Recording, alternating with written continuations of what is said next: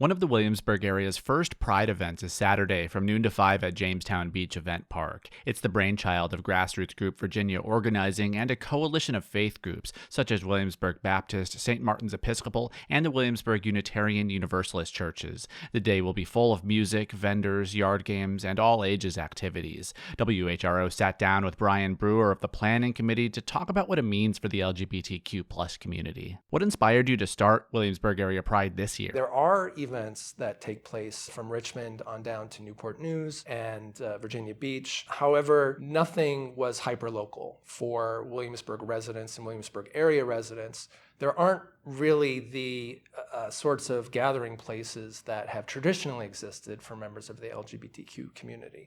So affinity groups, bars, that sort of thing.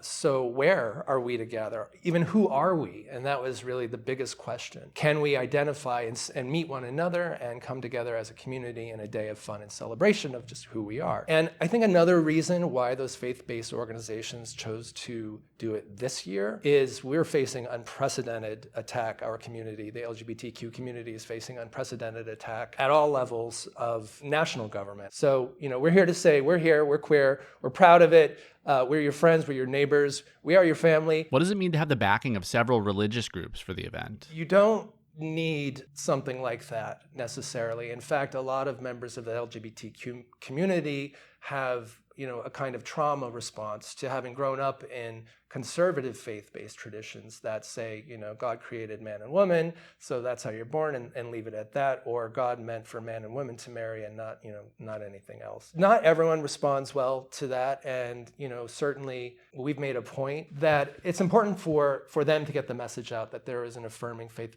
There are people of faith. There are people here who have felt shunned by their religious groups, and now they have a home. What do you think opportunities like this that bring the LGBTQ community together can do to help people come into their own and feel accepted? I can speak from my own experience on what makes a Pride event meaningful for me as a gay man, cisgender man. Growing up in the 80s in kind of a fundamentalist Baptist background and also military adjacent, I learned pretty early on that when the idea of sex, sexuality, and dating became known to me, that there were certain expectations and anything else was, you're going to hell. I didn't know anyone else who was gay. I knew there must have been people in theory, but back then it was really difficult for folks to come out. Going to college, I encountered my first group. There was the Gay and Lesbian Student Organization at the university I attended. That was just so uplifting. It's a moment of connection. It's a moment of realization that you're not alone. It's a moment of possibility where there was nothing but negativity in the past. Those social networks are really important to long-term mental health. And with a suicide crisis affecting the LGBT community, which is coming from all the negativity and especially directed at youth, things like this that can elevate one's mood and make one feel not so alone